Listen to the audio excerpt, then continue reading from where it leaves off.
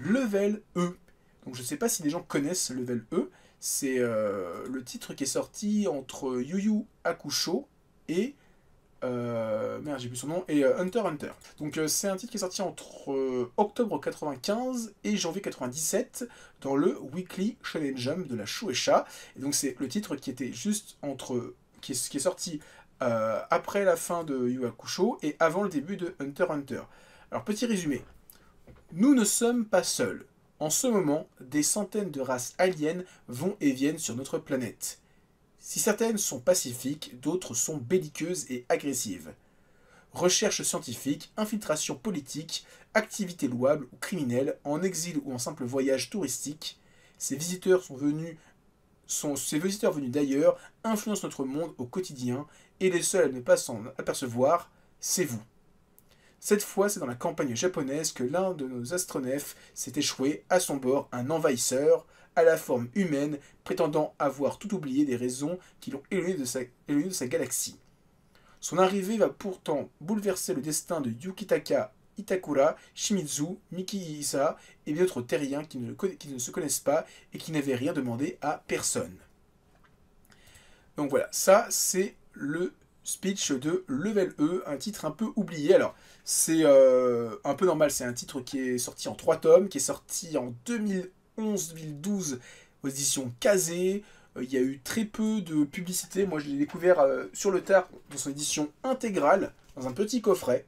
Donc, il y a les 3 tomes d'un coup. Et c'est quand j'ai vu que c'était par l'auteur de Hunter x Hunter, j'ai dit merde, il a fait autre chose que Hunter x Hunter, Yu Yu Hakusho, ce con. Et oui, il a fait Level E, une histoire de SF, alors qui est très particulière. C'est intéressant pour découvrir un peu tout le travail de l'auteur. Alors c'est un manga qui est sombre, mais qui est très... Alors sombre dans le sens costaud. C'est de la SF, mais de la SF très pointue. Alors on parle de technologie avancée, de dynastie d'aliens, royale, de guerre galactique, de technologie scientifique à la con. Et en même temps, t'as un décalage très burlesque, qui est très présent dans l'œuvre, parce qu'en fait, on va suivre un prince d'une lignée galactique qui a des inventions complètement folles, qui est complètement what the fuck. Et c'est très particulier. Alors, il y a beaucoup de discussions. Il y a le trait très particulier de Togashi, mais beaucoup plus sombre. Alors, pourtant, c'est un shonen, mais on ferait croire à quelqu'un que c'est un seinen, il dit oh tu sais Togashi il a fait un seinen avant de faire Hunter x Hunter, tu lui montres ça, il te croit le mec. Mais c'est un shonen, sorti dans le Jump. Et je pense que c'est une des raisons pourquoi le manga a eu du mal à marcher.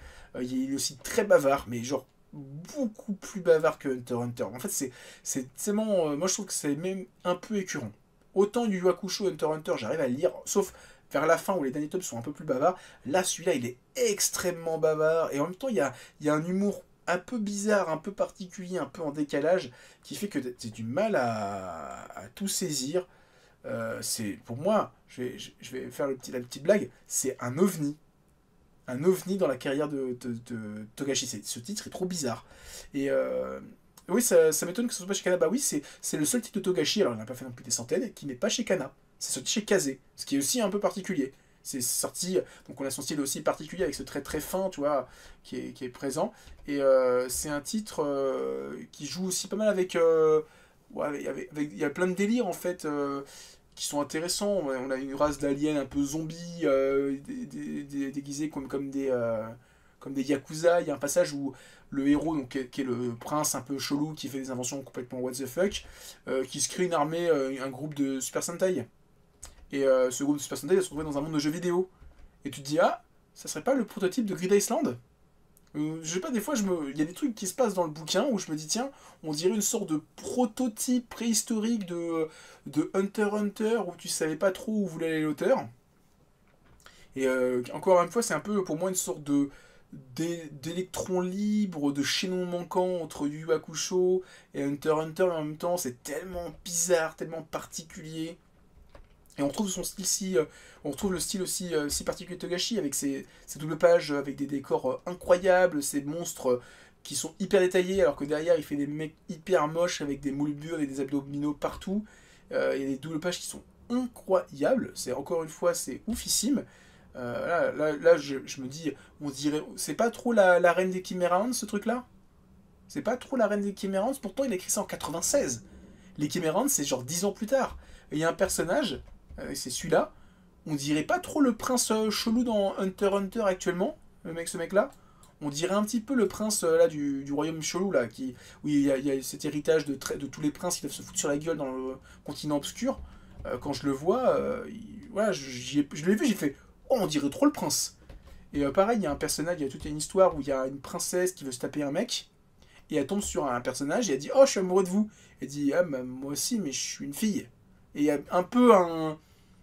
Sans dire non plus que c'est un thème principal dans l'œuvre, il y a un petit sujet sur les personnages LGBT et non binaires que je trouvais hyper intéressant, et surtout en 95, il était un peu en avance sur son temps, monsieur le père Togashi. Donc ouais, c'est un titre très particulier, mais ouais, se relire une série verbusque façon marathon, c'est le meilleur moyen de se dégoûter d'une série. Je suis complètement d'accord.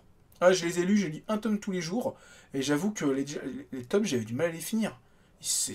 C'est très verbeux, c'est beaucoup de blabla, c'est très complexe pour être très complexe. Autant moi, Hunter x Hunter, j'ai pas de souci à me relire les Yu Yu Hakusho, je les ai relus en une semaine.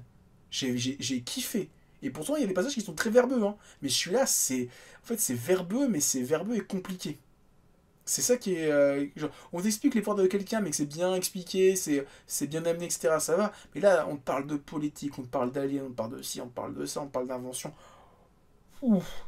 Mais ça doit aussi jouer sur le fait que le titre est pas marché de fou, hein. Il a duré 1 an dans le Jump. Je pense que le titre a pas trouvé son public et qu'ils ont dit à Togashi c'était notre idée, vas-y, on y va, mais ça, il faut arrêter. Il dit bah, j'ai un gamin avec une canne à pêche, il cherche son père. Ouais, on prend, vas-y.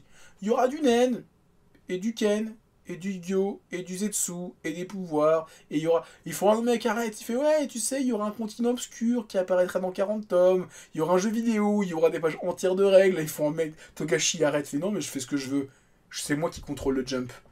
Et ouais, c'était cool. Moi j'ai bien aimé le relire, mais j'ai eu un plus gros kiff à relire Yu Yu Hakusho il y a quelques mois que de relire Level E. Vraiment. Et en plus, là, j'ai vu, bah, avant de commencer la vidéo, tout à l'heure, il est même plus trouvable le manga en physique, il existe que en numérique, donc à 5 € pièce. Donc, si vous êtes vraiment curieux de les prendre légalement, ils existent en numérique. Encore Crunchyroll fait quand même le taf par rapport à ça. Mais c'est vrai que j'ai du mal à vous le conseiller. Vraiment, si vous êtes vraiment un gros fan de Togashi, bah, je pense que vous connaissez déjà le titre. Après, vous êtes peut-être passé à côté, hein, ça peut exister. Mais c'est vrai que j'ai du mal à me dire, ouais, quelqu'un qui est un giga fan de Togashi, bah, s'il connaît pas, c'est pas non plus. C'est pas un défaut, hein. Vraiment, Level E, je l'ai dans ma collection, je le revendrai jamais. Mais ouais, je l'ai relu là, et je sais pas si je le relirai un jour tout de suite. Après, j'ai aussi moins d'affinité avec le titre. Autant Hunter x Hunter et Yu Yu Hakusho, je les ai lus plus jeunes. Autant Level E, je l'ai lu il y a quelques années quand j'ai acheté le coffret. J'en ai pas eu un souvenir impérissable. Je l'ai relu par curiosité.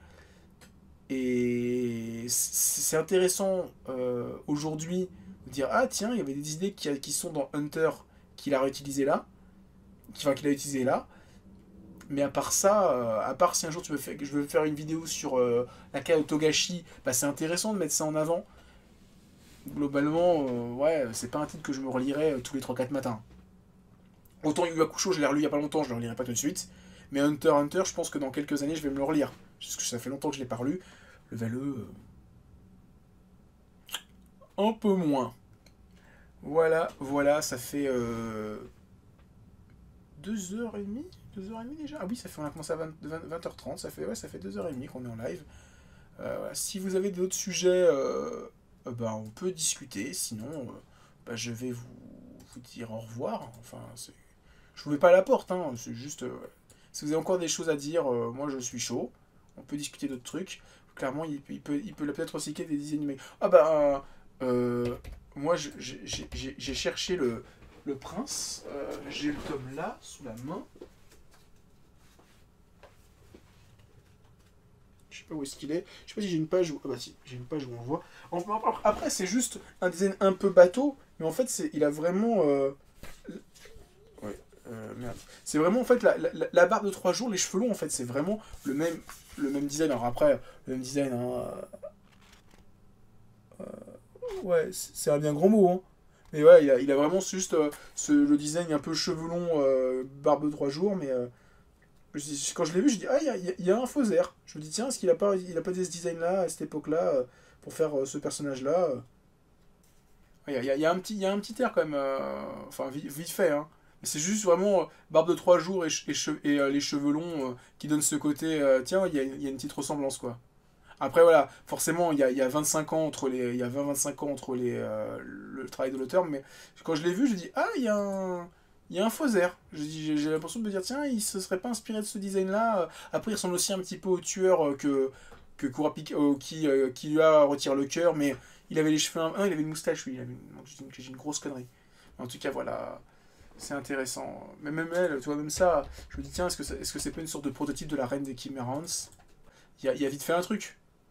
Il a vite fait un petit truc, quoi. On sent une sorte de. Surtout en plus avec le gros fion qu'elle a, qu'elle va avoir après, quand elle est comme ça. Voilà, je me dis, tiens, il y a un petit truc, toi. Mais après, c'est vrai, forcément, c'est son style. Mais je me dis, est-ce qu'il a pas réutilisé ce design, enfin, cette idée de design pour faire ce personnage-là, etc., etc. En tout cas, c'est intéressant. En tout cas, vous inquiétez pas, il n'y a pas celle. Il n'y a pas celle dans le manga level E.